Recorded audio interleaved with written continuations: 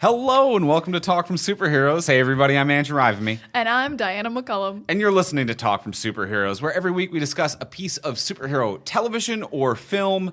And this week on the podcast, we are talking about the Zack Snyder film? Question mark? It's film played.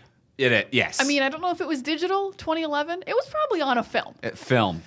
The film Sucker Punch. The images moved. The images certainly did move. Audio played. And it was a film. Oh boy, we are going to have a lot to say on this episode. Before we do get into the full episode, we do want to lay out a quick content warning just for any of our listeners that if you haven't seen the film Sucker Punch, it is a film that deals with the subject matter of sexual assault and abuse. So that is a plot line and a heavy thing involved in the film. And as we discuss the film, we might be discussing events around that. And if that is troubling or too much for you, then this might not be the episode for you. So just wanted to put out a quick content warning about the film that we're going to be discussing today, in case you haven't seen it. Yes, I think a lot of people haven't seen this, so that's a nice safe warning. Because every trailer is just the action. Yeah. And the trailers are very much not the multiple sexual assaults. So trigger warning for that. If that's not going to be fun for you, maybe skip this episode. Yeah. No worries. Yeah. So just wanted to lay that groundwork real quick because this is going to be an insane ride. And we're talking about this in build-up of the release of the Zack Snyder cut of Justice League. Zack Snyder's Justice League. Next week already. This week, I guess. Last week, if you watched Tom and Jerry. If you tried to watch Tom and Jerry, Justice League played instead. You didn't get any Tom and Jerry. You didn't know Tom that's Unite the Nine. That's the new catchphrase for the Justice League because it's 7 and then the other 2 are Tom and Jerry. It's terrible that they ruined the spoiler so early. They released now we all know that Tom and Jerry are in the Snyder Cut. The post-credit. For those of you who didn't see the news, this past week on HBO Max, if you went to watch, due to a technical error, when you went to watch Tom and Jerry, I think maybe for like half a day or a couple of hours, it would play Zack Snyder's Justice League.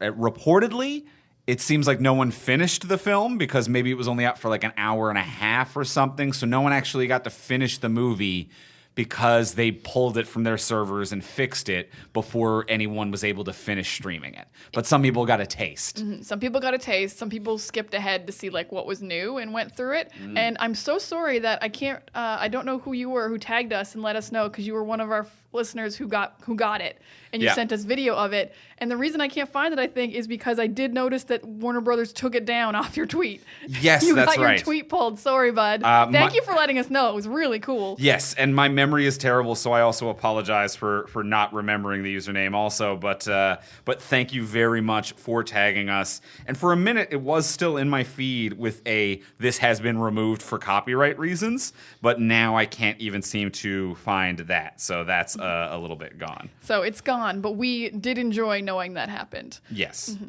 So wild ride. And also it's so weird that we're like, lead up to Justice League, here's Sucker Punch. They're so incongruous to each Absolutely.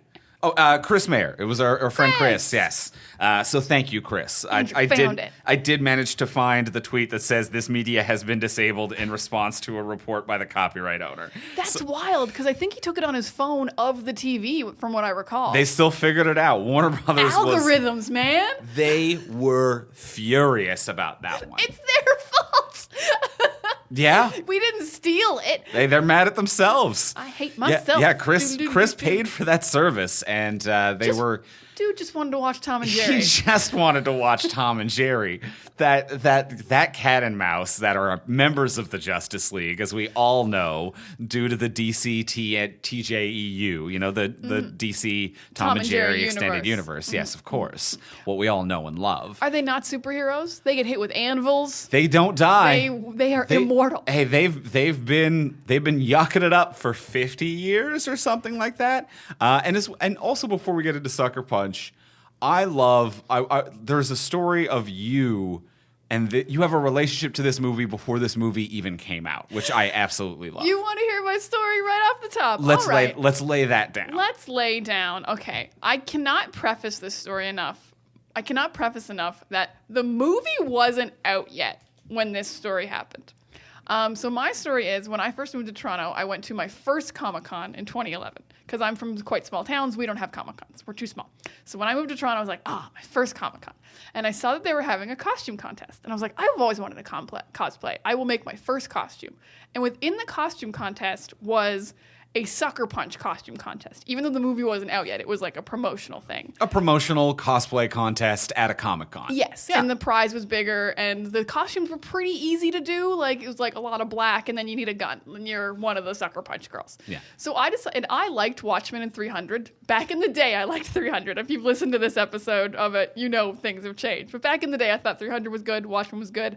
I was really excited for Sucker Punch. Female-led action movie. I'm like, dope. I'm gonna dress as Blondie, Vanessa Hudgens' character, because I also liked High School Musical. So many things came together. A rich tapestry of layers are coming together. Rich tapestry. So I made a pretty dope costume. I've seen photos. We weren't together. Rocks. We weren't together yet. I made a pretty great costume. Like if Sucker Punch ended up being good, I would still wear this costume. I did a really good job. So I go to the costume contest, my first cosplay, my first Comic-Con. I go. And then the regular costume contest is very good. There's only like 5 of us for the Sucker Punch contest because no one's seen it yet. Right. And also what I really liked was the producer or someone from the promotional company brought like 2 people in professional cosplay in case no one entered. That was going to be like the winners, but instead they just gave the prizes because there were people who entered. See, this is the type of move I would have done, not because I was excited about Sucker Punch, but whenever I see a promotional thing like that, I'm like, so few people are going to enter, I've got a good chance of getting some free stuff. And I like free stuff. I like free stuff. And so I won. I won first place in the Sucker Punch costume contest, guys. I will wear a badge I wear with no pride. No honor at all. And this story doesn't end there because the promotional lady from Warner Brothers, whoever put this movie out, came up and she gave me my prize pack. Dope prize pack if Sucker Punch had been good. Laptop bag, a book, a CD, a Zippo lighter, like things from the film. We still have that Zippo lighter. We still have the Zippo. It's nice. Yeah. It sits in like a little emergency kit in case like the power goes out with some candles and stuff like that. It's a Zippo lighter. It works as good as any other Zippo lighter. And on the outside, it just says Sucker Punch, which, whatever. Whatever. You can pretend it's not about the movie. And the last thing she gives me is 2 free passes to the premiere of Sucker Punch in Toronto. Now, this isn't like the red carpet premiere, but it's like the critics' like biggest premiere in Toronto. And she says, please wear your costume. I said, absolutely. Can't wait to wear my costume to the Toronto premiere of Sucker Punch. Andrew looks sick to his stomach. I'm mortified. I did not know this part of the story. I knew that you won a contest at a Comic-Con before the film came out, which is all appropriate. Film wasn't out yet. Zack Snyder was a good filmmaker at the time. Female-led thing looked great. I was so excited. I'm like, I can't wait. I go with my friend. We're both like, yeah, Sucker Punch is going to be great. I'm in full Sucker Punch cosplay. I get about 3 or 4 pictures taken by newspapers and stuff. Like, there's photos of me out there at this premiere of Sucker Punch. We sit down, and we're so excited. And the movie starts. And about 15 minutes in, I like took off my goggles. I'm like, I don't need those. And then about half an hour in, I like just kind of took off the gun holsters. I'm like, I can just put those away. And then like an hour in, every 15 minutes, I'm removing one more piece of my costume. Until it's just you nude leaving a movie theater. I am wearing black leggings and a black tank top by the time we leave the theater. And I am mortified. And my friend, and we don't even have to say anything. I look at my friend and he's like, yeah, we can just go. And I'm like, don't even say anything. Don't even say, like, I like sneaking out because I was the girl in Sucker Punch cosplay at this awful film.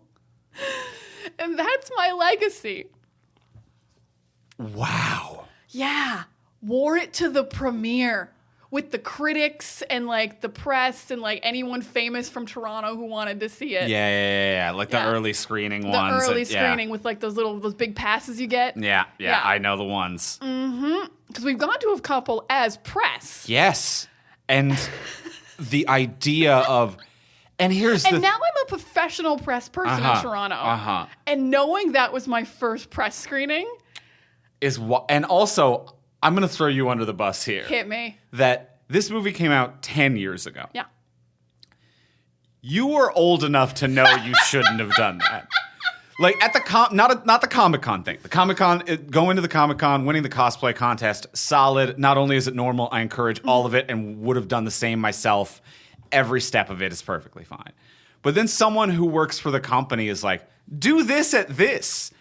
Every ounce of you, as at that time, an adult woman who's held jobs, should have been like, well, yeah, of course you would want me to do that, but I'm not going to do that. I don't know. I still think it was the right choice because I have a history of this. Because in Halifax, I went to the 3-show Lord of the Rings screening, and I did dress as an elf. I guess that was my first cosplay. That's different. Because I knew the movie was good. Yeah, I've seen it. But and that's a fan event, not an opening. I mean, I still got like my picture in the paper and stuff. I was like the only person. Sure. I was one of the only people dressed up. So I was like, oh, it's gonna be like that. I have small town mentality about this. I'm like, it'll be fun. I'll wear my costume to the premiere. Yeah. And then I get to like the biggest theater in Toronto, tons of people. I was like, oh shit. Well, good thing the movie's gonna be good. Ooh. And I snuck my ass out of there so fast. This is wild. Yeah. Mm-hmm. This is absolute. I think the only thing that I could think of as similar. I remember one of those events, and the studios and people do always find cosplayers and encourage these like super excited super fans to come. Yeah, like Avengers premieres. There's always people in costumes. Yeah. Things like that. I remember one of those for the Incredible Hulk. Edward Norton's Incredible Hulk. Before we knew one another. Okay. Before we knew one another, and I went to that, and there was 2 shirtless dudes body painted green at it. Okay. Just full on. And that movie was fine. It was fine. But it's like MCU had only had Iron Man. This was the Incredible Hulk. They showed up in green body paint. And if that had been as bad as Sucker Punch, there's no even sneaking out of You can't because your face is even done. Even if you brought a shirt, your face is still green. You are green. You need to go home and fix that. Yeah. Bold moves. Wow. Wow. I honestly, I kind of have no regrets because it's really funny in hindsight. I love it. No regrets. No regrets, guys. I went to the Sucker Punch premiere dressed as Vanessa Hudgens. All right.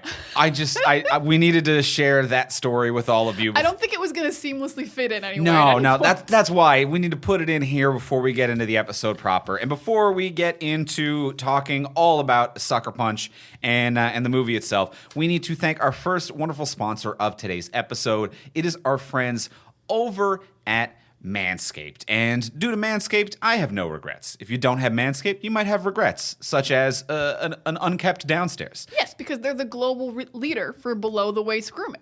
They have fantastic products. I really like everything that Manscaped has to offer, and they have it all bundled together in one thing now. They have their Performance Package, which is the ultimate men's hygiene bundle.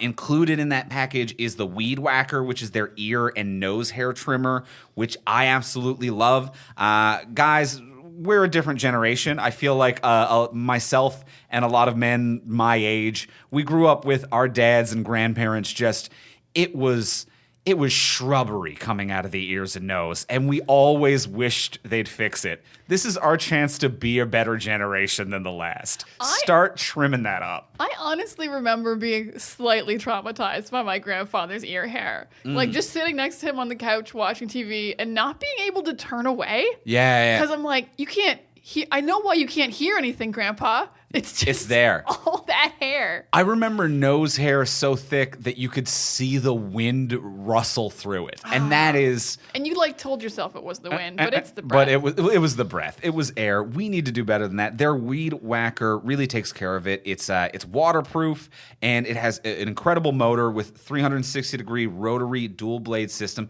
Just means it cuts it well, and it's also super safe. I've been using it for a while. I carelessly jam it in the nose or the ear, and no nicks, no problems. Don't be careless, but they're set up to be safe. Love how safe it is, because I was using scissors before, and I was careful, but I was always like, these are scissors in my nose, and this feels way better. Absolutely. And as well, they have their Lawnmower 3.0 trimmer, which is the best trimmer on the market for your balls, your butt, your body, your booty, all the B words, whatever you have going on.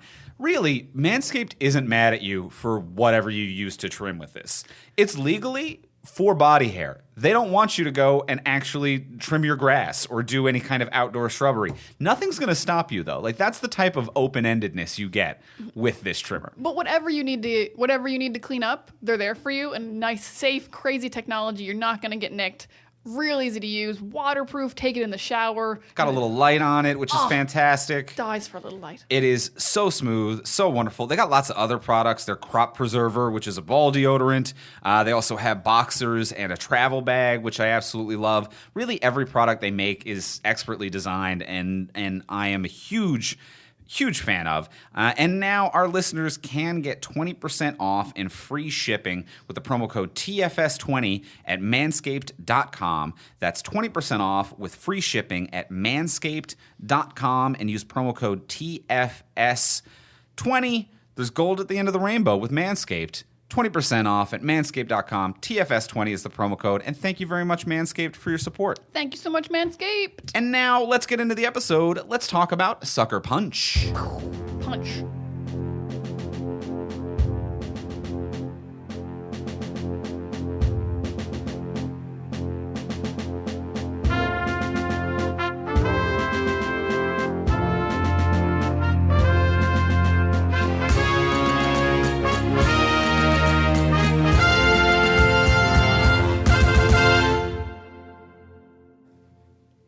All right, so we have seen Sucker Punch. Diana, did you like it? No! Did you like it at the premiere wearing the costume? I didn't. I've never liked it. I liked it before I saw it. Mm-hmm. Before I saw it, Conceptually, I was like, oh, the guy who made 300, great. 300 with ladies, like the equivalent. That's all we want. We want equality. It's going to be so good. It was so bad both times I've seen it. I'm so jealous you'd never seen it before. But yeah, it's a terrible story. It's just a terrible concept of a story. It's boring. It's bad to watch. It's poorly acted, except for maybe Oscar Isaac. We'll get into that. Debatable, though. Just an all-around turd of a film, and I don't say that lightly. This is a bad, bad movie. So in the immortal words of our dear Jocelyn Getty of I Hate It But I Love It, this is a big oof-ba-boof for me. Andrew, did you like it? Woof. I'm not a huge fan.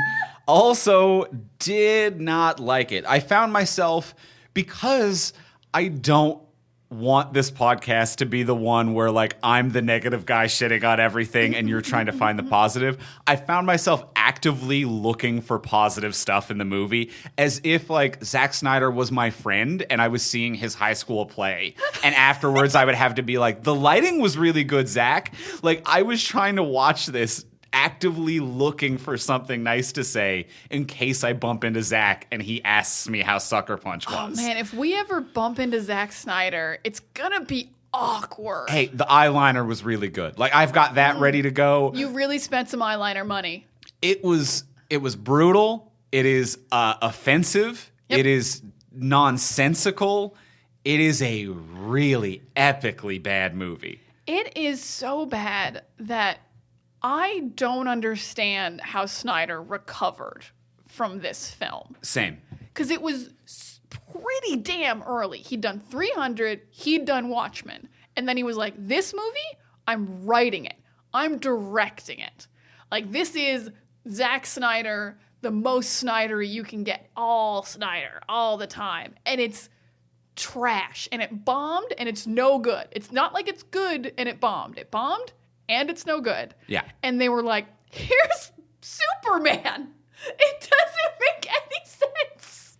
It is, Zack Snyder is so ass backwards lucky by being in the exact right era at the exact right time, or right before it's the wrong time. Mm-hmm. So Sucker Punch, like we talked about how 300 was kind of offensive. Yes. Was very offensive. But at the time, no one really talked about it. At the time, no one really talked about it. This was only 10 years ago. But I feel like Zack Snyder got this in, like, I feel like this came out 1 week before you could no longer have a career after releasing a movie like this. Mm-hmm. Like, this is right on the cusp of career ender timeline. But it's everything he's done that is the most offensive possible came in right under the wire to not end his career. And everything that has been slightly palatable, but it has turned him into this like martyr Jesus figure for his fans, came in right after the moment in time where people online were looking for this self-victimizing type of caricature of a man. So it's so weird how he's been in the exact right moment of time for everything he's made. He's done everything he does wrong. He's done just before you can't do it anymore. So 300, like very racially insensitive to the cultures that are the Spartans are fighting. Like, but just at the time that you could still kind of get away with it. This movie, all female, action-led powerhouse, written by two men, directed by a man. Absolutely, we wouldn't do that anymore. Especially stories about sexual assault. Yeah. Written by a man. Like, no, absolutely not. Yeah, like, the things he does poorly, he's like, oh, you can't do them anymore? I'll stop. It's fine. And I'll just keep doing really good action. You can't fault the man. He does great action. Yeah, there are certain aspects that work, for sure. Yeah, so he constantly does great action. I think after this movie, the only thing people decided was that he can't write the films anymore. Yeah. No, because you're now a director only. The writing of this is the horny equivalent of Shark Boy and Lava Girl. Like, when we covered Shark Boy and Lava Girl on this podcast, it was like Robert Rodriguez directed it, and he's a famous director, and his child wrote it. This feels like it was Zack Snyder's child who is a sex criminal. Like, this is written by a child who's also a sex criminal. I think I can't describe this movie's problems any better than the Wikipedia, which does a very serious Wikipedia entry about the plot. And the plot is summed up as Baby Doll, a young woman who is committed to a mental institution, copes by envisioning it as a brothel. And the idea that anyone would cope with being in an insane asylum by imagining it was a brothel instead is the horniest thing you can possibly come up with. How do women like to escape their mental problems by pretending they're being sold for sex? Yeah. It's wildly problematic and offensive. It is baffling to me that his career has survived this film in every regard. Now, there are aspects of it, I think conceptually, like if someone pitched this movie today with the right positioning and keywords, there are aspects of this that I think could land and are frankly excellent in premise. Like if someone said an action movie jukebox musical, which is at its best what this is trying to be. It is, I know people almost kind of like, and we make fun of Snyder for being like, he's a music video director. And he is, but then be a music video director. There's nothing wrong with that in a jukebox musical. Like you can do that. And there's not really a jukebox musical action movie that appeals to a younger and straight male demographic. Not that they need to be catered to, because most films are for them, but it's something that's marketable and a fun and different idea. And also marketable to a female demographic, which is like what you kind of need to reach if you want to go outside your market of like who's seeing action movies anyway back in the day. But yeah, it isn't an insult when I say he is a music video director, because he's great at that. Like every trailer he's ever created is his best work he's ever done. Right. He can get moments of crescendo with music in incredible ways. And there's a lot of things that Zack Snyder actually can do really well. And you're right that on paper this premise is kind of cool with the right directorial team, with the right vision for it. Like an action movie that is a jukebox musical where the action isn't real world, but it's in the fantasy. If the fantasy connected to the real world better. Yes. And had some way more parallels and some stakes. Like this is actually not a cool idea in a lot of ways. Because every aspect of the pitch of this are things that we already like. Like the idea of escaping into a fantasy from your trauma. Literally last week, we liked that when talking about WandaVision. Yes. Like the premise of what if you internalize your trauma by escaping into a fantasy realm that you can't fully control. That is literally something we praised last week. It's something that works in a film like Pan's Labyrinth. Mm-hmm. It's something that even dates back as far as film for something like Wizard of Oz, which to a certain degree is that fantasy realm influenced by real life figures and what was happening in reality there. And it even goes back to a year before this movie, which might have inspired several things, which is Inception, where Leonardo DiCaprio goes into his dreams to solve his own traumas. So this idea of solving trauma by going deeper into a fantasy world is a premise that works. It 100% works. There's no fault on it on that. The idea of a jukebox musical is something that should work, but it's all of the worst aspects with none of the positive aspects. These are fun pitches and premises. If someone said action movie, jukebox musical, traumatized person escaping into a fantasy world, awesome. Wizard of Oz meets Moulin Rouge meets Inception. Moulin Rouge, Wizard of Oz is actually a great pitch. Sounds cool. But it's a jukebox musical where no one can dance or sing, which immediately is insane.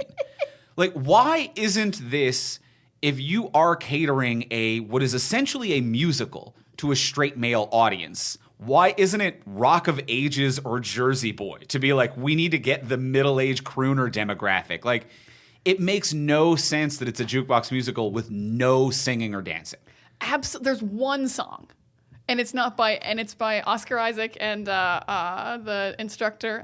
What is your name? Vera Gorski, Carla Gugino. Yeah. So they have one song, but like the 5 hot girls who the movie is about, who are the ones who work at the brothel, never dance. Yeah. They never sing. This entire movie is about how Baby Doll is such an incredible, sexy dancer that people are hypnotized by her. She literally never moves her body. Mm-hmm. So it's not fun. And I don't really want to see the dancing because of the setting, because it's a brothel and it would just kind of be gross. Yeah. But at the same time, like, you made a musical. It's set in a brothel. You made Moulin Rouge. You made Moulin Rouge, and then you were like, but take out all the fun parts. Yeah, let's do Moulin Rouge, but less singing, less dancing, and more emphasis on the brothel aspects of sexual assault and consent. Yeah. That's hyper not fun. And I'm not saying that it needs to be big dance numbers, but by making how great the dancing is such a plot point, it makes this movie a joke. This movie is the Tenacious D song tribute. That is all it is. This is not the greatest dance in the world. This is just a tribute. At no point are they willing to be like, listen, I wrote a movie about the greatest dancer. I have no idea what that would look like. I don't know dancing. I didn't cast a dancer. We will talk about it. We will never show it. It is literally a joke. This is the Tenacious D tribute of a movie about dancing. That is a great comparison, because while we're on Moulin Rouge, like, you can't just say someone is the best ever and then not back it up. Because what I loved about Moulin Rouge, actually, since we're on it, it's one of my favorite movies. The main character is supposed to be like the greatest poet to ever live. Okay. And so the director-writer, Baz Luhrmann, was like, the problem is I'm not the greatest poet who ever lived. Which is why it's a jukebox musical, because I had to take poetry from classic songs. Oh, okay. That's because all these classic songwriters are the greatest poets to ever live. So they're the main character's words. Right. Because he knew he couldn't write the greatest poetry ever because he's not that full of himself. But Zack Snyder was like, you can imagine it, right? She's the greatest dancer of all time. And she literally just drifts aimlessly left to right. It is so embarrassing when she is supposed to be dancing because her face is blank, her shoulders move a little tiny bit, and then you don't even hear the music, or you kind of do. It's never good music, and it zooms into the fantasy world. And when you zoom back, the worst is when you zoom back into reality. Because we zoom back into reality, and Baby Doll isn't even in like a pose to indicate she has just danced. She is still standing straight up, blank-faced, usually not even out of breath, indicating to me, like, did you dance? Yeah, no sweat, no like, Yeah, no like feeling she has been moving, just standing completely still when we cut out of the fantasy back to real world and everyone's like, oh my God, woo! The world has changed by your dancing. That's the greatest thing I've ever seen. I didn't even notice I was robbed because you were dancing.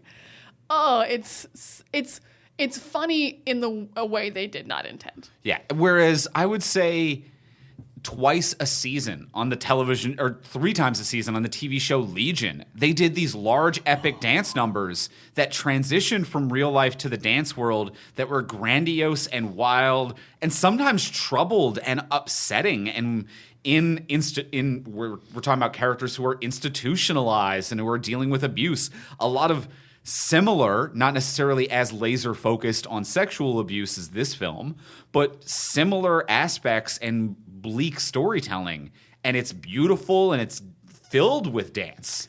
Yeah, Legion. So it can be done. Legion was incredible, and I am blown away by how many examples you were coming up with of this premise, but done well.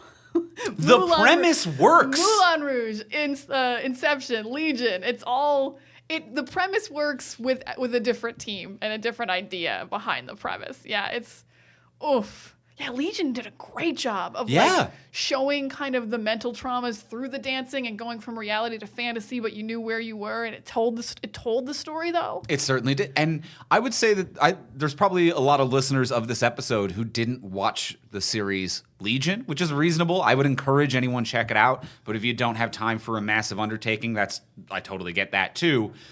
Look at least up on YouTube a few of the dance sequences from Legion, because even without context, they are breathtaking and interesting and intricate and something special. Yeah, there's one Aubrey Plaza one I remember was absolutely incredible. She's so good on the show. Mm-hmm. So yeah, definitely worth, if you're looking for a better version of Sucker Punch, please go check out Legion. It did a great job. And this movie is also a play within a dream inside of a dream inside of a dream. It gets too far up its own ass, whereas it could easily just be, it should be one layer, but it really gets up its own butt with that. It's one layer less than actual Inception. Mm-hmm. I think one layer less, but that's still way too many layers. When we already know she's in a dream, and then she escapes into more dreams, and Leonardo DiCaprio's not there to explain layers of dreaming or anything. Like, it's way too much. And the second level of dream, because the first level of dream you accept as reality. Like, you're not going back to the mental institution. You accept this is a parallel of what's happening in real life, probably. Uh-huh. But then when you get to the third level, you're like, oh, this is just a no-stakes video game. Right. Like, you're now immortal, you can do cool action moves, and it's not relating to anything happening in the real world. Like, just for no reason, we cut to, you want to watch an action scene? And I'm like, some of this action's really, really good. Actually, for the most part, the action is really good, but if you don't care, then it's not good. Yeah, there are no stakes. Literally ever. Not a stake in sight. Yeah. Yeah. The only, because it's especially the first fight with the samurais out of nowhere. Like, what? That's not anything. And then once she gets her team, it kind of feels like there should be stakes, but you still know that it's not connecting to the real world and nothing is actually happening. It's so disconnected from how storytelling works and how connecting to an audience works. Yeah. Because you don't feel for these characters. You're not worried about them physically or mentally. You know they aren't real on 2 different levels. Mm-hmm. It's just a complete failure of how to make an audience care about a film. And for these parallels of, like, they don't necessarily need to be a 1-to-1 ratio of, like, well, you're shooting a gun in the fantasy war setting, so therefore you're shooting a gun in the brothel and shooting a gun in reality. It can be a little bit more fantastical, but none of the songs or music convey a story as well. It is just songs and music that associates well with that, like, sounds cool to go along with the visuals. Whereas a jukebox musical, you should have the strength of the lyrics of the music you're playing to impose a story on the audience. Like, if it was songs and music about these people bonding together over their hardships, it might be able to convey a story without dialogue. Mm-hmm. But instead, it's just vaguely cool music. Yeah, were there even words, or was it just like music that went well with fighting? I honestly only remember Love is a Drug having any words. Oh, I mean, there's definitely lyrics, but like nothing. if it's a song you don't know, you're not going to catch on to what's being said. Yeah, and nothing that's mixed to like emphasize the lyrics in any way. Mm-hmm. And to me, the biggest failure of these extra dream sequences was the complete lack of having them even remotely connect to what was happening, even when they kind of did. Like the first one with the whole team is they have to get the map. And in real life, Sweet Pea is getting the map on her own. She just walks towards a room. She walks towards a room, she photocopies it, but like the other girls are distracting all the men in the theater, and Sweet Pea by herself gets the map. Yeah. And in the dream sequence, Baby Doll gets the map, and Sweet Pea's just with the rest of the team doing stuff. I'm like, so even on a very basic level, you haven't lined these up. Yeah. Sweet Pea didn't get the map in the dream sequence, even though she got the map in this first dream sequence, whatever, we'll say that's the real world. In the second one, Amber has to get fire. She has to get the lighter. But in the dream sequence, Sweet Pea gets the fire, or Baby Doll gets the fire. Yeah. The team just is a team, and Baby Doll gets the fire. It doesn't connect. But then in the third one, Rocket died, and they finally connected them. Right. So in the third one, they realized how this works. It's not even consistently inconsistent. The third one is so upsetting because it shows that they knew how to do it. Yeah. In the third one, Rocket dies in the dream, she dies in real life. So it says, like, oh, you did know you were supposed to connect these. Mm-hmm. And it's so frustrating. Well, and I think it's just because the film wants so desperately for Baby Doll to be the lead character. Even though with voiceover, and it actively tries to beg us as an audience to accept that she wasn't at the end. Like, for the movie to end with be like, and Sweet Pea was the lead character. And maybe you didn't think about that because you don't know how life works? Wink, you selfish jag. Like, it's a real, like, aggressive energy at the end to be like, not everyone that is the exact person you're looking at is the protagonist of life. Oh, think about it.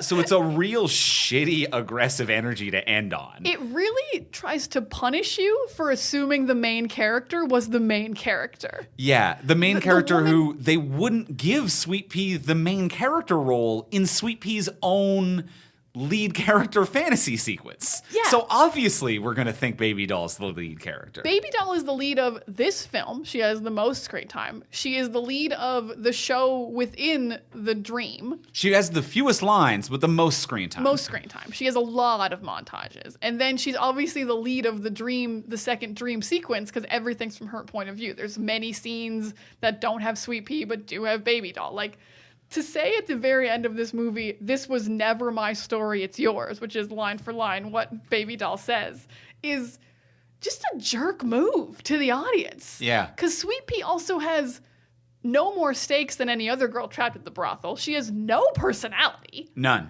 There's no reason why she should be the one to get to live. And she is, I think, not the narrator until that point. I honestly have no idea who narrated at what point. We were talking about it. The narrator at the beginning, the whisper narration, we are pretty sure it is the actress Carla Gugino, who it plays Dr. Gorski. And we're pretty sure the VO, the voiceover for most of the movie is her until that last scene when it becomes Sweet Pea. And Sweet Pea, in her voice, is telling us that I'm not the main character Sweet Pea was, but you're Sweet Pea. But also, you weren't the one talking to us the whole time? The not being able to tell who the narrator is also just another very, very poor conception of a film. Like, we should be like, oh, got it. Know who that is. Like, for us as, like, engaged film critic watchers to be like, we have no idea who's narrating this. Yeah. And we're actively trying to figure it out. That's not good stuff. No. No, it's not getting your theme across. It's not helping us as viewers enjoy the film. It's just frustrating and just cruel to your audience.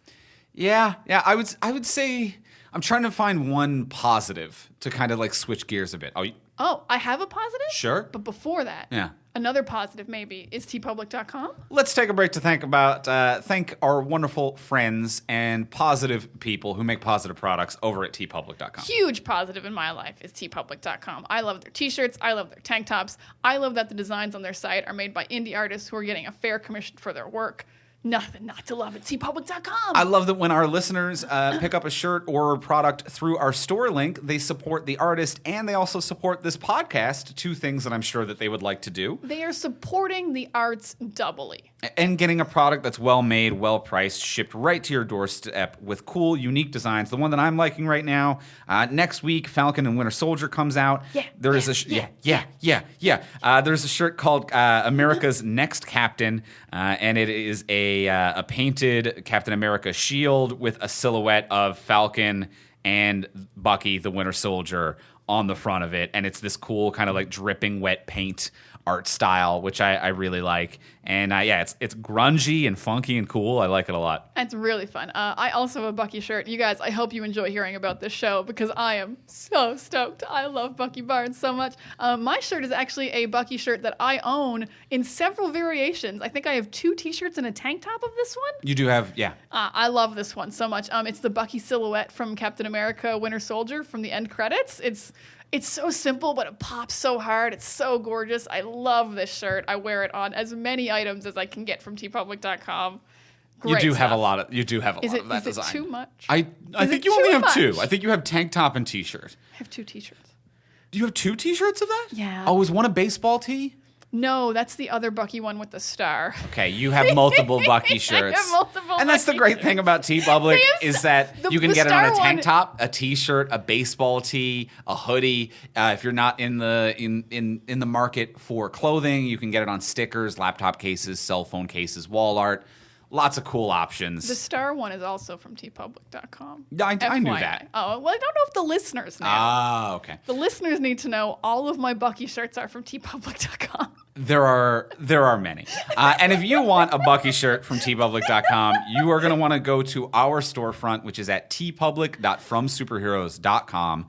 That is TEE public.fromsuperheroes.com. When you shop through that store link, you support the artist and you also support this show. tpublic.fromsuperheroes.com. And thank you, TeePublic, for your support. Thank you so much, TeePublic. And now back to Sucker Punch. We had a positive, or I did. I know it seemed like you did as well. I also have a positive. Oh, I didn't know you also had a positive. Look at us. 2 positives. Crazy, Makes right? a negative, unfortunately. That's not how positives work. Is it not? No. Well, great. No, I think even though the dream sequences have no stakes and they're kind of boring to watch, they're incredibly well done. Like, if this was an action movie that I cared about, I'd be like, damn, great action. Like, they look really cool outfit-wise. The bad guys look really cool. And I think the action is just choreographed really well. During the World War I fight, especially with the zombie steampunk Nazis, I think the hand-to-hand combat's incredible. These girls all went through like 12 weeks of training. And even though I don't like this movie, I think they do a really good job on the action. In the Dragon one, I absolutely adore when they're kind of like SEAL team assaulting in, and they're going, I don't even know how to describe it, but you go row by row and you tap each formation. Formation. They're going in a formation. You tap each other when you're supposed to go, and like they really seem. I like these sequences because they seem competent in a mortal way. Whereas like when she fights the samurais in the first one, I'm like, oh, you're immortal. It's a video game. Like you can't be hurt. And yeah, in World War I and the Dragon, they feel like kind of mortal and like just a very competent team of mortal, like cool people and not just video game characters who can like jump 20 feet if they need to escape danger. I think this choreography is really dope. It doesn't tell any kind of story and there's not like any fun lines or anything, but as just an action kind of sequences, they're really well done. And these girls worked really hard. You can tell they were jacked. They practiced a lot.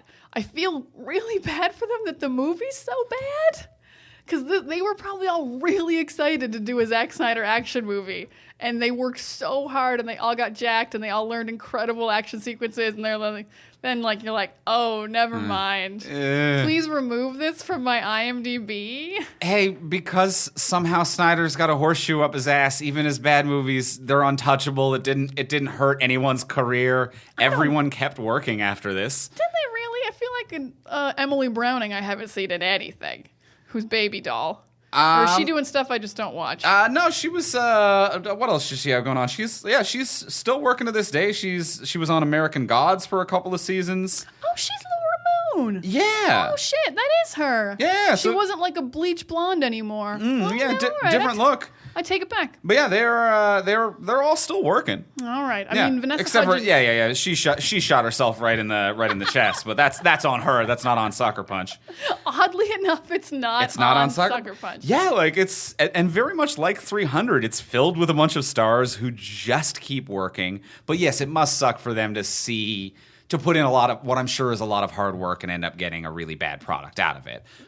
Yeah. How did you feel about the action? I agree with you. I didn't love it like you did. I think that the No Man's Land World War I action sequence is the best one, largely because like the design of that fight sequence is really good, going through the trenches and across No Man's Land, and the costume design for the German soldiers as these like zombie steampunk German soldiers. It worked really well, and that was the coolest design of it. I didn't love the other ones quite as much as you, but I do think it worked for the most part. If I was just looking at those on their own, I would think it was all pretty fine. And I am very impressed for how everything looked for a predominantly CGI world. On a movie with a mid-level budget, there is a lot of CGI work that they had to do to make this look right. And it's not the most realistic in the world, but they're not going for that look, and it's this kind of smoky, stylized dreamscape, and I think that works really well for what they're doing. Ooh, that's a great point. I hadn't thought about how CG it all was. Because that is, but it doesn't have to look real, as you said. It's a dream within a dream. It can look as blurry and as unfinished as you want. But yeah, the CG is really good for 2011 and how much they had to do on a middle-aged budget. Yeah, on a middle-tier budget, the dragon looked better than it sometimes did on Game of Thrones. Like that was a realistic, incredible dragon design and interactivity as well. Like they fought it, they touched it, they landed on it. And there were times where things felt weightless, which is typically bad in a digital world, but that was the style they were going for, of like a high wire work, this level of weightless flow. Yeah, so that was a style choice more than a style fuck up. Yeah, Baby Doll jumps around kind of Matrixy every now and then, and she's got no weight to her, but you're like, oh, it's because she's cool. I'm like, it's the opposite of cool, though. She needs to feel like she exists. Yeah. Or else I don't care. So yeah, but yes, great point. I hadn't really thought about how expensive and how this was like just kind of a middle grade budget movie. Yeah, but Snyder can get a lot out of his money. Yeah, he really can. And I think that part of it is, and sometimes it highlights the wrong areas, because when we talked earlier about Baby Doll's terrible dancing, the sad, just like lifelessly, the lack thereof, just slightly moving left to right like a drunk snake. It is that lifeless movement. It transitions really well into the dream world, because they do this. She is in the brothel, which is already a dream world, but she's in the brothel. The camera will slowly get in real close on her eyes as it spins around her. And then as the camera finishes the spin, it pulls out, and she's in a totally new, now CGI world. And that wasn't done by like rolling a set away in the background and rolling a new one in. That was done by matching shots. And I think that's why her dancing is so bland and boring. It's because Zack Snyder needed as little movement as possible to match her from take to take to do that transition properly. So I think that was lazy, shitty dancing by design, which is both clever and stupid at the same time.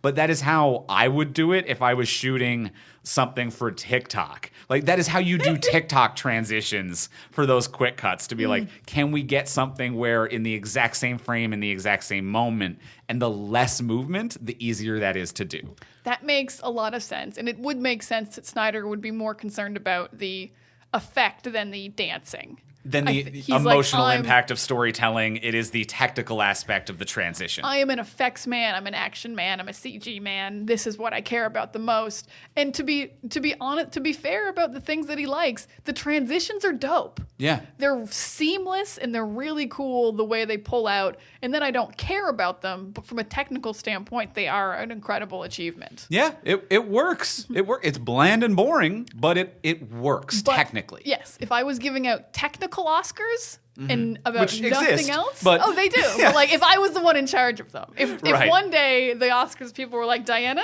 the technical Oscars are up to you, and I'm like, were they up to me in 2011 when this movie came out? Because I'll give one to Sucker Punch. I'll give it an Oscar.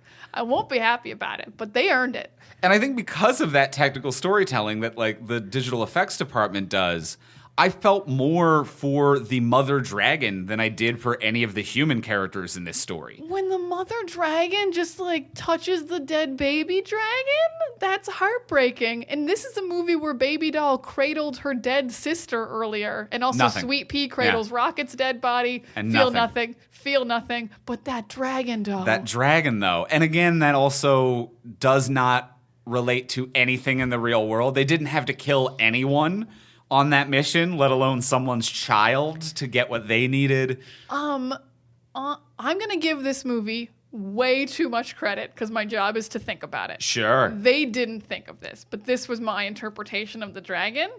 The baby dragon represents Baby Doll's little sister who is dead? Maybe. Maybe? Wouldn't she be a dragon in that scenario? I mean, yeah, and the mother would be dead too. Yeah. And the daddy dragon would be would be abusive. the problem. And it wouldn't be about the... Yeah, I think you're... Am I giving it? It's am a bit I of a working stretch too there. hard? That might be a bit of a Okay. stretch there. Because she killed the dragon, but I also am not sure if she killed her little sister or not. That was really unclear to me. I think they flat out said that she killed her. The dad says it, and then the psychiatrist says it because the dad said it. But in the Wikipedia, it says the dad killed the little sister. Because when the door opened, I couldn't tell if the little sister was dead already or if the bullet did it.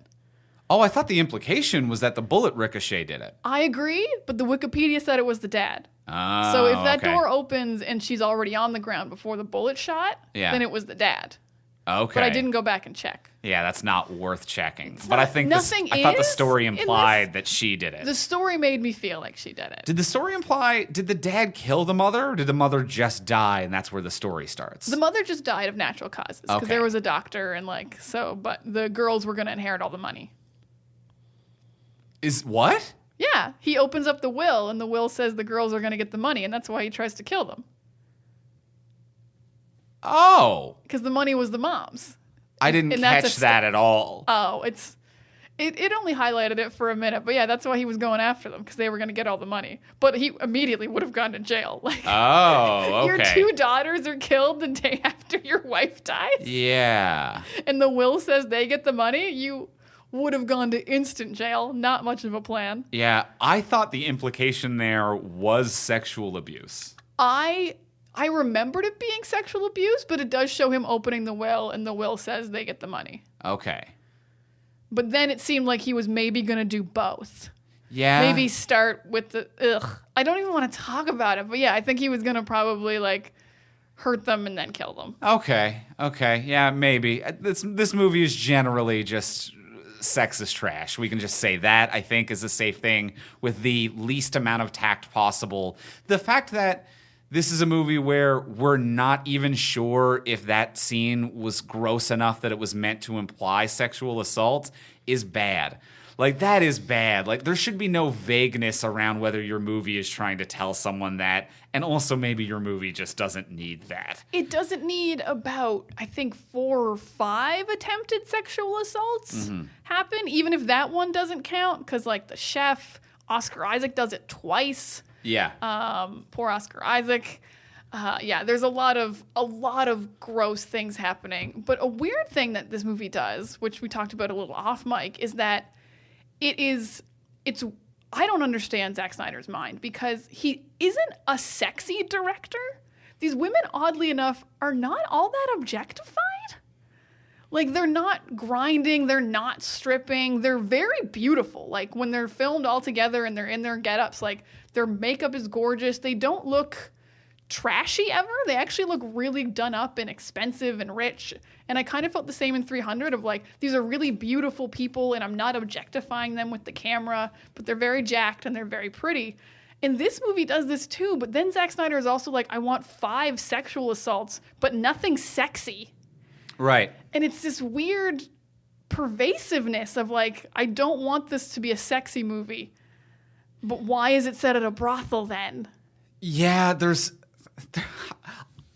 you've got me. You've got me. I don't know. I can't come up with a reason, a purpose, or even an analysis for that, because it is something, you're right, that is pervasive throughout Snyder's work, and it's not it shouldn't be surprising to the studio that made this and to the audience that this is a movie that has multiple scenes of sexual assault, because his previous films, Watchmen and 300, both have open scenes of sexual assault. He did 3 films in a row with sexual assaults. To the point where, like, if that's your trademark scene as a director, because, like, a lot of scenes are like, Spielberg has his, like, oner shot and Snyder has his sexual assault scene. That's not a great trademark to have as a director. It's not. And it's really confusing, because even when they go into, like, the super fantasy world, their costumes confuse me too, because they're impractical, but they're still not sexualized as they fight. They still look really powerful. Their shirts never, like, come undone. Their hair doesn't get, like, sexy messy. They do look powerful and strong and cool. And I don't understand this. Like, I feel like I've learned too much about Snyder watching this movie. Right. Like, it's just icky. It makes you feel icky watching it, even though you're like, I've watched grosser movies. Like, I've seen Old Boy. Like, I've seen some really gross movies. But this makes me feel like you're making me watch something that I didn't agree to watch. Yeah, I fully get that. I fully get that. And I don't know what the difference is. And the weird thing is, I would say for me to, like, speak honestly about maybe being the target demographic for this movie, because when this movie came out, I'm a straight white male in my 20s who at best is sex positive, at worst objectifying. Like, that level of, like, I'm the guy that Mountain Dew, Axe body spray and this movie are being marketed towards. I don't love that, but I can't change that. Andrew loves the Dew. We've always said it. I do. He can't stop. I do the Dew. That is my thing.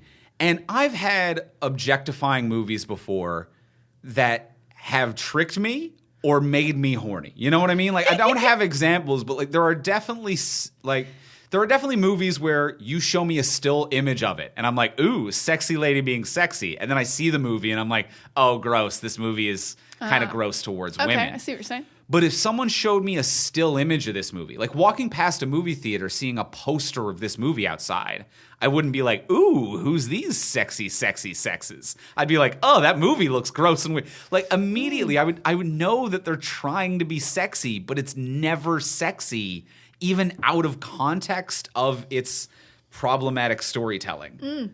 Yeah, I think a lot of it goes back to baby doll look, which is schoolgirl uniforms, which is not a thing a woman who is explicitly stated to be 20 years old would wear. So that's not for her, the fact that she's dressed in schoolgirl uniforms in every fantasy sequence. That is for the audience. Right. Because a 20-year-old woman wouldn't dress that way. And I love the way they explicitly let us know all these women are not minors, but they're only 20. No one at this insane asylum is over 20 and not hot. Right. Everyone is a hot 20-year-old female at Zack Snyder's insane asylum. They're Baby Doll and Sweet Pea, but they're both 20. But they're both 20. Both 20. We can't state enough. They are 20 years old. This is all legal. They don't have human names. But they are objects, but they're 20-year-old objects. They are literally infantilized or infantized? Infantilized. They are literally infantilized objects who do not have a human name, but they are legal. That's fucked up. No one in this character, even before they enter the dream world, because I get that once you show up at the asylum, this movie immediately switches over to the dream world before she is introduced to anyone. Mm-hmm. But she is Baby Doll to her father and sister. She, in the real world, our lead character, the only one we know from the real world, does not have a human name. Sweet Pea, at the end, as she's getting on the bus and now existing in the real world, is still Sweet Pea. She doesn't have a human name. I think only Dr. Gorski got a name just because a plot point is her signature is forged. That might be the only reason why she has a human name. Because nobody else has a name. Yeah, they're the cook, they're the wise man, high roller, blue, Blue, I guess, could be a name, but not a common one. Yeah, if Gorski's Blue Ivy, I guess. If Gorski's signature wasn't a plot point, she would be called like lab coat titties or something like. Yeah, Redhead. Yeah, there would be some objectifying, terrible name for her character. Accent McRedhead. Yeah, terrible WandaVision level Russian accent, which this actress cannot do. Oh boy, It is miserable. You can have a bad accent. I would say the other less objectifying but still wildly sexist thing about this movie that made me livid at the end of the movie is that this is a 2-hour film. It is 2 hours. It is 2 goddamn hours. We accidentally watched the director's cut also, by the way. Of all of these women doing fight scenes, shooting guns, throwing punches. And at the end of the movie, everyone is saved by random dudes. Oh, yeah.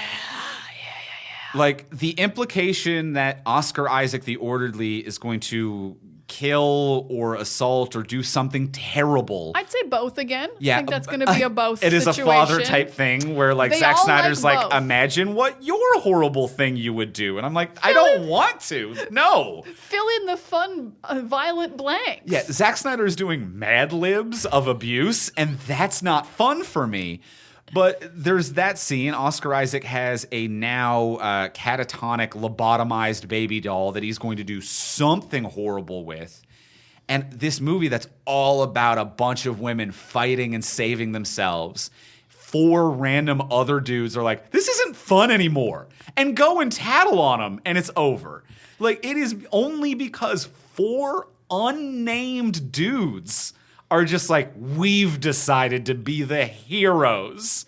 And then Sweet Pea. And also the high roller, like, tells Dr. Gorski. Yeah. So, like, John Hamm is like, this girl shouldn't have been lobotomized. And Dr. Gorski never looked into why these girls were getting lobotomized.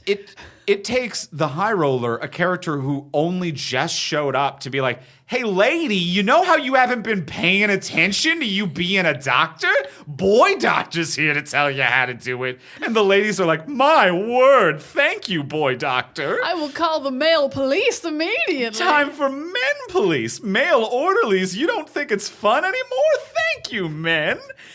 And then Sweet Pea, who it turns out in the real world escapes due to Baby Doll's assistance. So that's Baby Doll's pretty much only act. That is Baby Doll's only act, which is about to be voided until a male hero comes up to finally save the day and get her out. Mm-hmm. Once again, even though he was in the dream within a dream, in the real world, this is now a random character who we've never met and has nothing to do with anyone ever, and is literally just a white knight in the final second.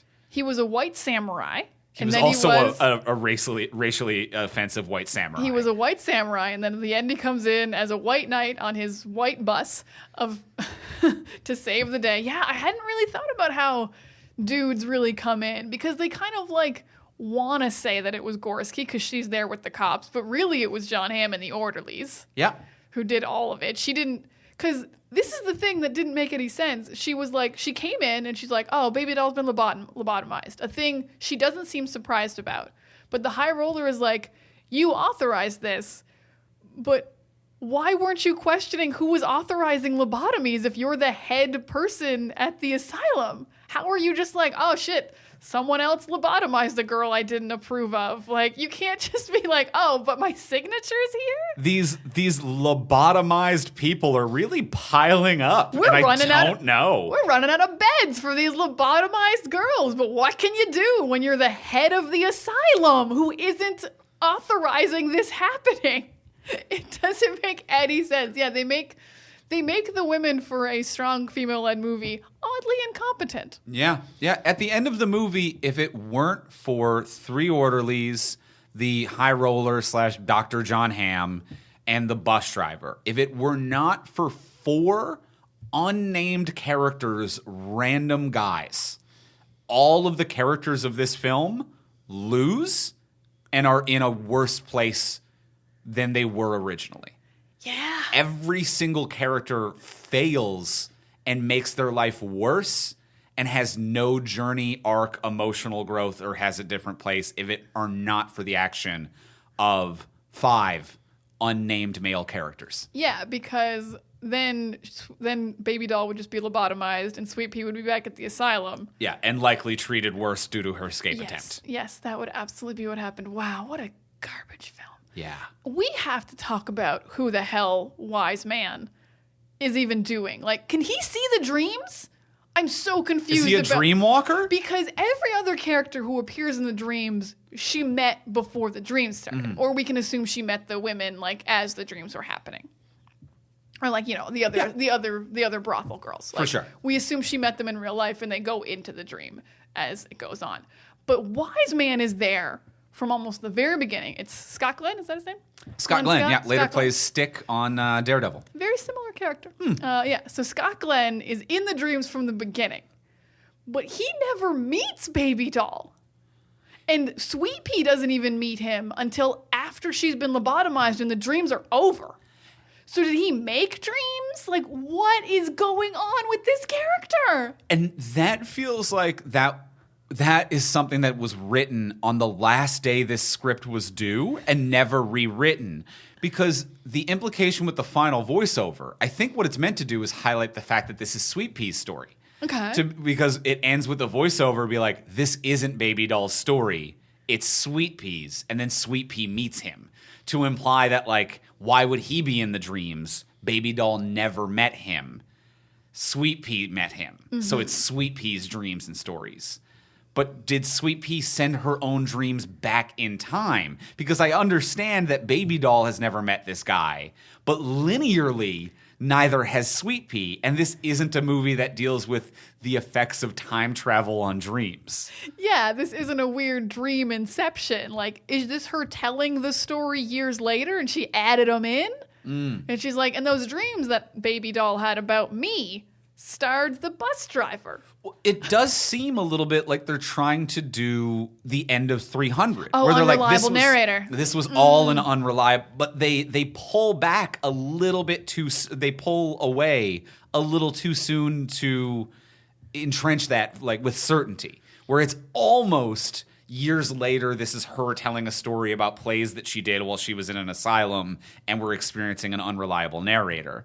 But they never really highlight that or fully go for it. No, and I don't know if they want to fix it because I feel like Snyder thinks it's clever that he doesn't show up till the end. But it's such an easy fix of just, like, have him be the bus driver that dropped her off at the asylum. Yeah. Like, meet him at the beginning and be like, he's escape. That bus comes and goes. Yep. That's why he represents escape. The bus gets to leave. One of them is looking out the window to a street, and they can see this man drive the bus by every day. Yeah, easy peasy. Like, have a reason for him to be in the dreams. And another weird thing about this character that they could not decide about was every time we go into, like, the World War I dream sequences, the girls are in the same outfits and seem to be the same characters and the same team doing the same things. And he has a completely different outfit and, like, rank and name in every dream sequence for no reason I could understand other than the fact that maybe Scott Glenn was like, can I wear a different coat? I like that coat. I want to wear a different coat today. And everyone's like, I guess. I'm feeling this hat. I'm vibing it. This one. This is the one for this sequence. And the girls are like, why do we get one outfit? We all got one outfit, guys. What's up with this? It didn't make nothing about Scott Glenn's character made any sense. None. It made zero sense entirely. Like, what is he? Andrew?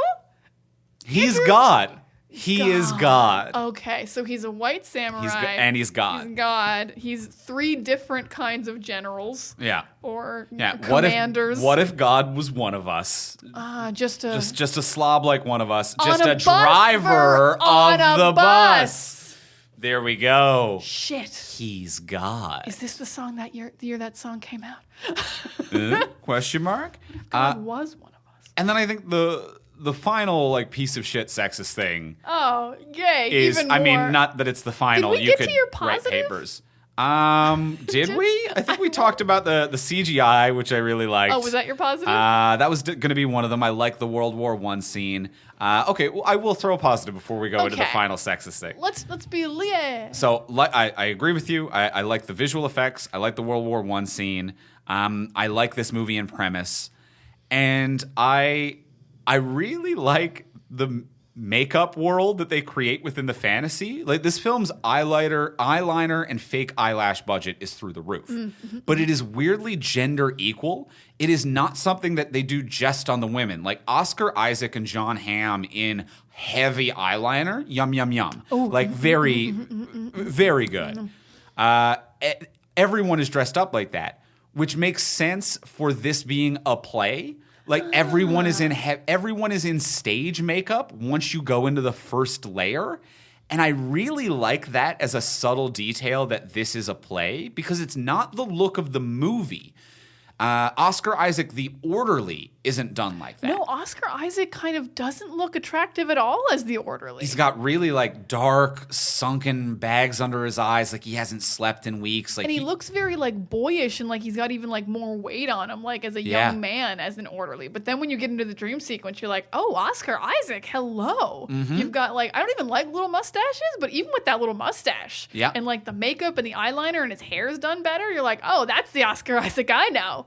That's my boy. Yeah, and that level of detail really adds something for me to be like, it's not just a different look. It is a different look that matches a theme that is happening, that matches something that is happening in the story. Within the story, this isn't a story within a story. This is a play within a story. So, of course, everyone looks like they're in a play.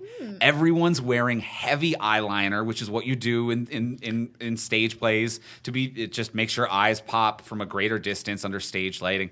And it's just all these little details where I'm like, oh my God, this is so smart. For a moment, it's so smart that it looks like a play. Yeah, okay. I get what you're saying. Yeah, I thought they all looked really nice anyway. I hadn't thought about how it looks like a play, but you're absolutely right. Because, yeah, Jon Hamm is also poppin', even more so than the usual Jon Hamm. He also looks good as a lobotomizer because it's Jon Hamm. Yeah.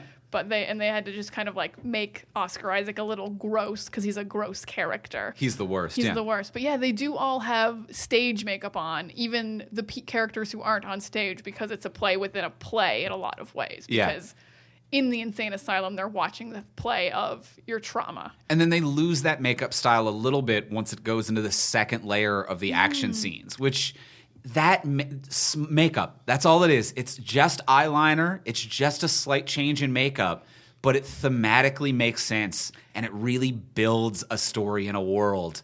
That's a huge compliment for me. That's a huge plus from how I felt about watching this. I like this compliment a lot because I'm going to say quite confidently this was not Snyder's choice, and the makeup artists on this film went through the script and picked out how they're going to tell a story through makeup. And I really give them a lot of credit for that then. That's someone who's working in just one section of a movie, working really hard to help tell the story. Yeah. And coming up with really creative ideas to tell a story through their one function. Yeah, filmmaking is a collaborative art form, and other people have their hands in the pie, and this is an example of that being really well done. This goes back to what we said on 300, though, that Zack Snyder surrounds himself with incredible, not just filmmakers, but every aspect of filmmaking. Yeah. Everyone he works with, it seems to be top tier of everything they do. And in this case, the people doing costumes and makeup are crushing it. Yeah, I would say,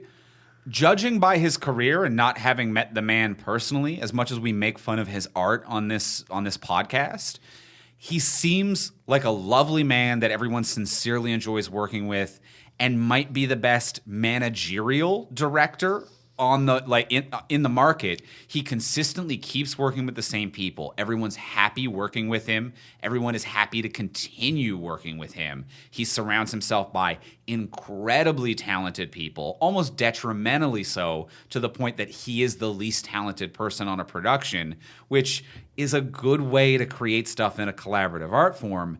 So yeah, that is one of the biggest positives about Zack Snyder for me. He seems like someone who, in any business aspect of filmmaking, is one of the best bosses, managers, or producers you could ask for, because everyone is happy and operating in their peak form creatively, other than Zack Snyder, weirdly.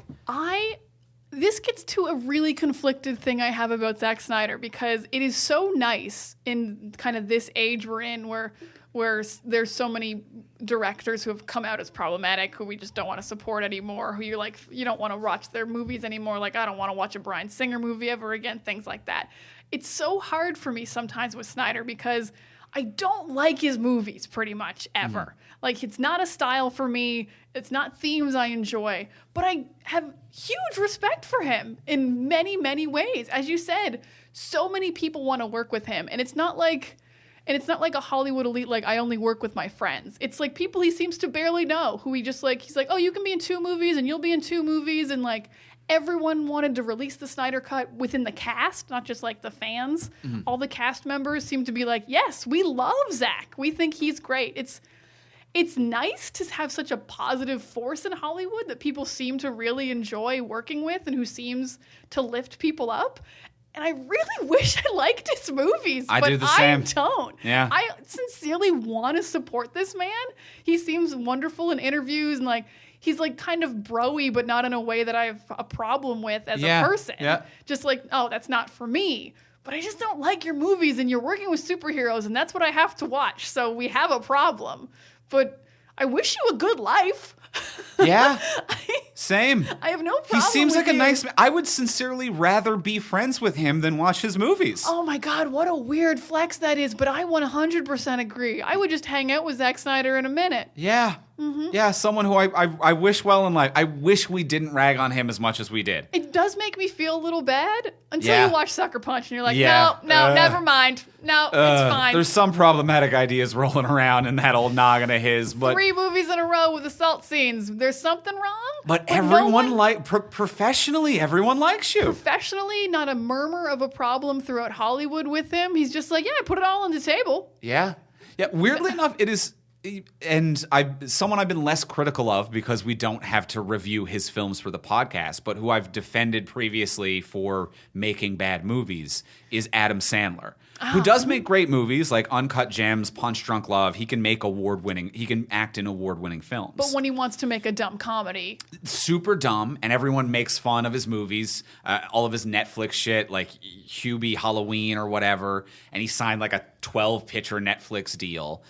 But he is at a point of celebrity where I'm like, I don't fault him. And if I was at that point at his age, where it was just like someone's offering you a shit ton of money to goof around with your 5 best friends anytime that you want, would you say no? And probably not. And from everything that I've read, he is a wildly nice guy who always hires the same people. And I mean top to bottom. Like, we all see his buddies like Kevin James and David Spade or whatever, for better or worse. But I'm talking like sound department, grips, they're making their careers off Adam Sandler. And I've seen interviews where Adam Sandler's like, yeah, I was going to sign a 7-picture deal with Netflix, but I signed 8. And I took a cut on the 8th, and I bought everyone in the sound department a new car. Like, it's just that type of shit where he's like, I have enough power and influence that I can take care of 200 people for life. And occasionally I'm forced to goof around with 3 buddies. Why wouldn't I? And everyone shits all over this guy like he's the Guy Fieri of acting, we also love Guy Fieri. Why not? The whole point Nothing's is, wrong with Guy Fieri. Don't be mean to Guy Fieri. Yeah. Don't be mean to Adam Sandler. Yeah, Guy Fieri, Sandler, Zack Snyder, I consider them the same, but only one of them we have to critique for our podcast. I agree. I would much rather have a Hollywood full of bad movies made by good people than I would rather have a Hollywood full of great movies made by bad people. I would love an army of Guy Fieris out there. Oh, well, Guy Fieri would make a fun movie. Yeah, and Guy Fieri is also sincerely like a fucking saint. Like, he's a wonderful, always given to charity, cooking food for homeless. Like, he is just the best dude. He is. So yeah, I wish Zack Snyder the best, and I hope he doesn't make any more superhero movies at the same time. Yeah. Yeah. It's interesting. It's a weird flex, yeah. Yeah. Huh. I feel good at that. I had more things I could talk about, but you know what? That feels right. That felt like the bookend on Zack Snyder for Sucker Punch. Except for next week. I'm like, next week we got it to a 4-hour movie. We'll see. We'll have more to say next week. We're gonna have quite a bit to say next week, but yeah, I feel like that covers Sucker Punch. Yeah. Don't go see this movie. No. Let's close the book on that one. It's not a great build up to Justice League. I hope not. And now let's go in for the close, where we ask the final question of what would you change? So now that we've discussed everything we discussed, what would you change about this movie if you could change anything? But before we get into that final question, we want to remind you, as we do every week, I know if you're a regular listener, you're probably tired of hearing this, in which case, you know what? Hit skip if you've done the thing. If you've done the thing, you know what hit the thing skip. is. You know what it is. I have podcasts that I listen to where I've done the thing, and then once it comes on, I'm like, haha, gotcha, and I hit skip, and I feel good. But I sincerely don't. Guilt-free skip button. I sincerely don't hit skip for the podcast that I haven't done the thing. Oh shit! So if you're listening to this, you owe us a review, and you could skip this in the future. And then you could guilt-free. Future, you could guilt-free skip this. Please go leave us a 5-star rating and review on any podcast catcher you use: Apple, iTunes, Stitcher. I'm sure there's a couple other that you can leave reviews on. It helps us so much. We move up the charts. People read them and they're like, oh shit, this podcast is good. I'm going to listen to it. It sincerely increases the likelihood of new listeners finding us and actually hitting download and listening. It seems like a small thing. It is a big way to promote this show. So do that. It only takes a few moments. You can also share this podcast on Twitter, Facebook, Instagram, whatever social media you use. That helps. And you don't even have to write a tweet. Retweet our tweets. Just retweet some stuff or share some stuff from the Facebook page. We're on all social medias at From Superheroes. We're not on TikTok. We're not on there, but we're on most things. We're on the other From things. Superheroes. So share some stuff because we don't have an advertising budget. That's the only way word gets around about the show. And if you do want to support the show monetarily, you can check us out over on Patreon, patreon.com/FromSuperheroes. A lot of you know what Patreon is. It's a monthly subscription service. If there's an online content creator you like, you go to their Patreon. You can kick in $1 or as much as you can afford. You get different levels of bonuses for doing it. You can subscribe on a monthly level or on a yearly level, and you can cancel or change your membership at any time. There's no obligations. This isn't a gym contract or anything. You just get out if you want out. So it's real simple and easy, and you get cool stuff too. You get cool stuff. Once a month, you get an extra episode of this podcast at the $10 level. It is ad-free. It is usually on a thing we've never covered before, but I'm going to add a caveat because this month we're doing a Justice League revisit before we do the Snyder Cut. Before we watch the Snyder Cut, we're going to rewatch the theatrical cut. So we're a little bit fresher with the differences and kind of talk about what that theatrical cut was. So that's a little bit different, but normally it's a thing we've never covered. Last month we did Fifth Element. That was a banger, huge release. So normally it's a new thing. So if you need more talking superheroes in your life, you can check us out on Patreon and get your extra episodes at the $10 level if it's in the budget. If it's not in the budget, oh my God, don't worry about it. You can just hit that skip button guilt-free again if there's no budget. And you've left the review. And you've left You got to do at least one of these things. You got to do. I'm not one telling thing. you how much money you need to have, but I will tell you. Please, Reviews are free. Please help us. Help us. Please, we need this. So you can do We that. watch Sucker Punch, you guys. Leave us a review. Rate, review, subscribe, or hit up patreon.com/FromSuperheroes. And now let's go in for the close. Let's ask the final question of what would you change? Diana, what would you change? I'm not sure if I've ever done this before, but I pretty much want to say this is unsalvageable. Is kind of my approach to this because I don't enjoy any of it. If I must make a change, if I must do my job, which is my job of making a change to this movie, my change would be that this movie is an action movie about 5 girls in World War I, and there are stakes and no superpowers, and that's the movie. No brothel, no insane asylum, none of that, no lobotomizing, no sex. It's just a World War I action movie about a team of ladies who are dope. Huh. That's the movie. That's the movie it seems like you wanted to make. And that's the best part, but it doesn't work because it's a dream. So it's not a dream. You're just in World War I. There's zombie Nazis. There's not samurais who are demons because that's offensive as hell. So there's zombie Nazis. You can kill Nazis, no problem. And that's the movie. And that's fun. But some of them die and there's actual stakes and it's a real movie. And they're trying to get a map and they're trying to get a key. And Zack Snyder already did the Dawn of the Dead remake and is doing the upcoming Army of the Dead movie. He loves zombies. Just make it another fun zombie movie. Make it a fun zombie movie with badass ladies. I think that movie sounds great. That's my change. None of the other stuff. Only the non-sexual fun action. Huh. Andrew, what would you change? I would go a very different direction from you. Okay. That's why we're both here. I don't disagree with your idea. I want this to flat out be a song and dance number jukebox musical. Oh, what a flip around that I'm not the one who said that, because I'm the musical lover in this family. You are, but I feel like you are, and you love Moulin Rouge. And if this could just be my Moulin Rouge, like he shouldn't have written it. He could direct it. Get Noah Hawley, who did Legion. Noah Hawley, who did Legion. Get someone else to write it. Make it a cool, like, epic, like a rock music action movie. Okay, Why couldn't it be that? Why can't there be a jukebox musical that's like, this is Guns N' Roses, Metallica, Avenged Sevenfold? Like, we're doing weird, non-traditional rock music with a pure action thing. Love it. That would be something different and original and kind of unique and have song and dance numbers. And fun and not offensive. I mean, you have to take that out. You have to take out the offensive parts. But it sounds fun and cool and like a good time. And a thing you haven't seen before in a really interesting way. Yeah, I would say like the closest that you could come, even though it was more original score was Edgar Wright. Edgar Wright has done similar things.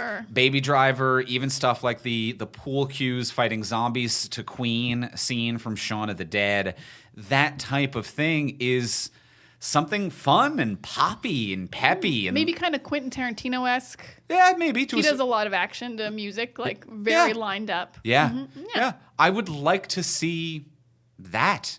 Just do that. Just do that. And remove the assault. Obviously. There's some things that are obviously we take out. If it was 5 ladies just at a mental institution, that's all we need. Like, if there's just like, we're here and we don't want to be here. And they go into dream sequences where there's badass action and fun music. Yeah. Love it. Great. Wonderful. I'm cool with yours being just a World War I 5-lady action movie, too, against zombie Germans. There can be music in it. We can combine them. Yeah, fair enough. Let's mix it up. We'll do it all together. Love it. These are great changes. Yeah. These would both be more fun movies. What a weird movie it was, Sucker Punch. And the man is untouchable in the industry. It is Zack Snyder. We are going to be back next week to talk about Zack Snyder presents Zack Snyder's cut of Zack Snyder's Justice League. That'll be an interesting ride. They released it. They released it a week early. It's hey, if you watch Tom and Jerry, you've seen it already. So we'll be back next week to talk about that. In the meantime, if you want to get a hold of us, you can reach me on Twitter at Ivimey, Ivimey. You can reach me at Words of Diana. And you can reach both of us at From Superheroes, and we'll see y'all next week. Bye.